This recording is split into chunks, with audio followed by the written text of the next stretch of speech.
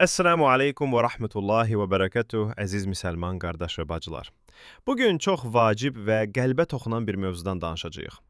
Bəzən insan elə hiss edir ki, Allah ondan uzaqdır. Günahları çoxdur, duaları cavabsız qalır, qəlbi yorulub. Amma unutmayaq ki, Allahın mərhəməti bizim səhvlərimizdən qat-qat böyükdür. Bəs görəsən Allahın mərhəmətini ən çox kimlər hiss edir?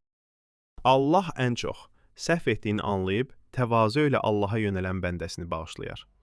De, ey özlərinə zülm edən bəndələrim, Allahın mərhəmətindən ümidinizi kəsməyin. Zümər 53. Günahdan sonra Allaha dönmək zəiflik deyil, əksinə bu imanın diri olduğunun göstəricisidir. İnsan bəzən elə sınır ki, artıq heç kim onu anlamır. Amma məhz o anlarda Allah bəndəsinə ən yaxın olur. Qırıq qəlb səmimi qəlbdir və Allah səmimi olanları tək buraxmaz. Səbir edən insan Allahın mərhəmətini həm bu dünyada, həm də axirətdə hiss edər. Şübhəsiz ki, Allah səbr edənlərlə bərabərdir. Bəqərə 153.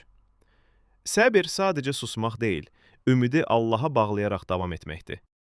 Dua edirsən, amma cavab gecikir. Bu o demək deyil ki, Allah səni eşitmir. Mənə dua edin, sizə cavab verim. Allah bəzən istədiyini dərhal verməz. Çünki səni qoruyur və ya daha xeyirlisini hazırlayır. Allahın mərhəmətini ən çox hiss edənlər, günah edib ümidi kəsməyənlər, qəlbi qırılsa da Allaha sığınanlar, səbr edən və dua etməyi buraxmayanlardır.